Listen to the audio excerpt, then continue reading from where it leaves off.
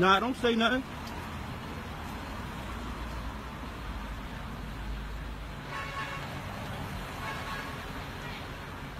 Yeah. Fuck is you doing, yeah? What the fuck is you doing? Why? What is you in my van for? What is you? No, I'm not going over there. I'm gonna stay in the middle of the street. What is you in my car for when I'm sitting down eating with my family? No, I'm not going right there. You've been getting a lot of complaints about guns. Listen, I don't care about none of that. What are you in my van for? I'm over here eating with my family. I'm eating with my family and you sitting here in my van? How did you get in my car? Open. Why don't Which, it's still, you not supposed to be in my van, sir. we get a lot of questions about guns in this van, in this neighborhood? Yeah, I'm not even from around here, so you wasn't getting no about that. I'm not even from around here, so you wasn't getting complaints about here. Could I get your name, please? No, could I get your name, please? You give me whatever you want. Now I want your badge number too. I ain't going over there. I'm gonna stand right here. I'm gonna get all y'all license plates, and I want all y'all names and badge numbers. Y'all doing shit that y'all ain't supposed to be fucking doing. Y'all fucking bugging. I know my rights. Y'all bugging.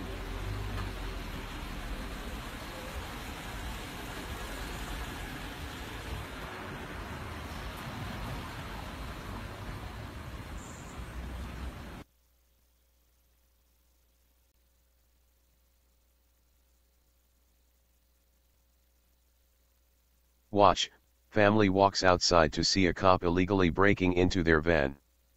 By Jack Burns, July 15, 2017. Paterson, New Jersey. A Paterson police officer was caught red-handed rummaging through a citizen's car, and it was all caught on cell phone footage. The video has since gone viral as it clearly shows the cop callously breaking the law. The owner of the vehicle, a Dodge Caravan, came out of the restaurant where he said he and his family were eating to confront the policeman who acted like he'd just been caught with his hand in the cookie jar. The viral video, which shows an unnamed Paterson, New Jersey officer rifling through the owner's belongings, is now making waves at the Passaic County Sheriff's Office, who is now investigating the matter. Predictably, they offer very few answers as to why one of their deputies would search a car and then evade questions when the car's owner asked him what he was doing inside his vehicle. When the video starts, a man can be seen walking towards the van. A man with a dark complexion, a ponytail, and dressed in casual clothing had lifted the vehicle's back gate and was searching for something. After the owner confronted him, one could say things got a little testy. Advertisement. Yo. What is you doing? What is you in my van for? The man screamed to the officer. I'll tell you what, come here, the officer responded with somewhat of a sheepish look on his face. I'm not going over there. I'm going to stay in the middle of the street, the man stated. Come over here. Come here, the officer demanded, all the while walking back to his group of patrolmen. What is you in my car for when I'm sitting down, eating with my family? The owner of the vehicle asked the officer. The man asked the officer how he got into the vehicle's trunk. It's open. It's wide open, the officer stated. Still. You're not supposed to be in my van, sir, the man declared. We had a lot of reports of guns in this van in this neighborhood, the officer stated. The sheriff's office's spokesman William Mayer told reporters on Friday, in an effort to assure an independent investigation of the circumstances around the search video, the sheriff referred the matter to the prosecutor's office for a thorough and independent review. Read more. Gross incompetence, cops raid wrong house twice, still conduct search. The prosecutor is now conducting its own investigation, apparently, into what the ACLU is now calling a criminal action on the part of the officer. However, a spokesman for the prosecutor's office would neither confirm nor deny any such investigation is underway. Ed Burkes is the legal director for the American Civil Liberties Union of New Jersey, ACLU. He told reporters, "This is incredibly troubling and disturbing. you have an individual who appears to be a law enforcement officer entering someone's vehicle without permission and seemingly without any lawful authority. Not only is it improper, it's a crime.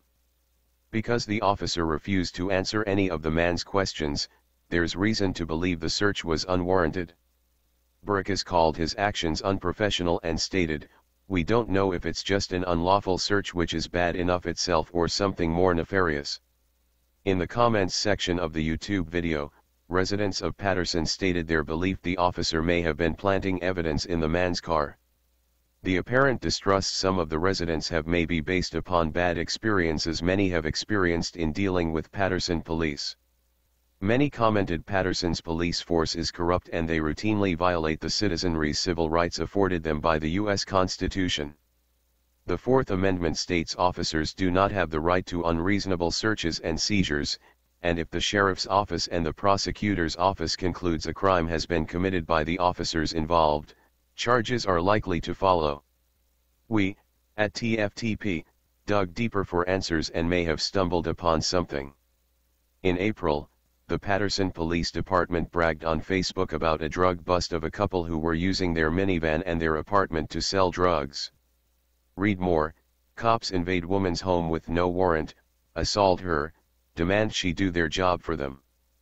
Hahad Creighton and Bridget Williams were arrested and charged with various drug trafficking violations. Their van, a 2005 Dodge Caravan, seems to match the same van observed in the viral video. The couple also has 3 children ages 3, 4, and 6, a family similar to the description the man in the video gave of his family. It's unclear if the two are related, but news reports of the arrest stated the police had search warrants for both the van as well as the apartment. But until the police are more forthcoming in their discussions with the public as to the nature of the video, conspiracies of civil rights violations, unreasonable unwarranted searches, and allegations of criminal activity on the part of Paterson police will continue to abound. The public has a right to know more. Hey Charlotte County, this is Charlotte County Cop Watch, and I wanted to explain what fair use is.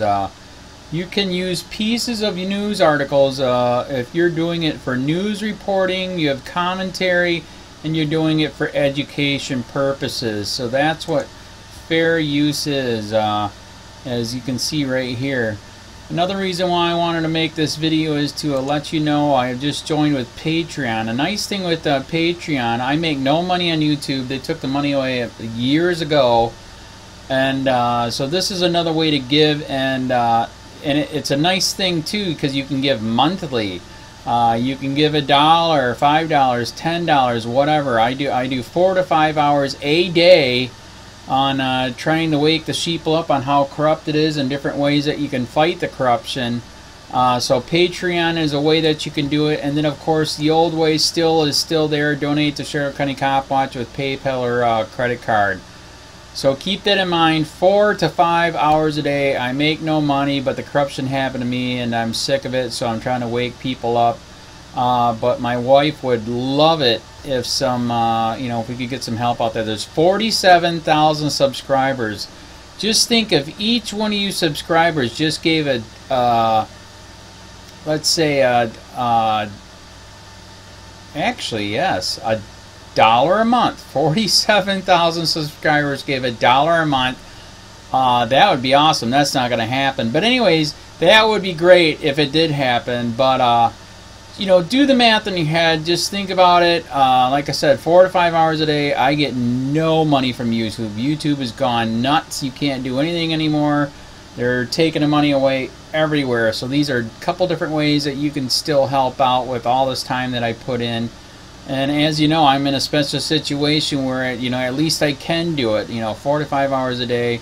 We have a cleaning company during the day. That's what allows me to do this, and we're debt free. So this is my hobby. I don't go fishing and all that other crap. I try to save the world. So help me out to make the wife happy, man. In fact, if you guys did give $1 a day, and there was 47,000 of you, and you did it, and each of you gave $1, and that was every month. Oh my God, yes, I could quit. I could start suing them. Another idea too that we have is, you know, if I got, you know, some funds, we could actually contact everyone that has been ticketed and or arrested and put in jail and start sending them postcards to let them know we're here, and to see if everything went all right, and if it didn't, find out their story. So we could even do more investigations and more lawsuits. Lawsuits take money. So just think about that. You know, 47,000 of you so far right now. You know, $1 a day. I mean, $1 a month on Patreon, or $5 a month Patreon, 10, 20, whatever. Just do the math in your head, help out. This is a lot of work every single day. Thanks.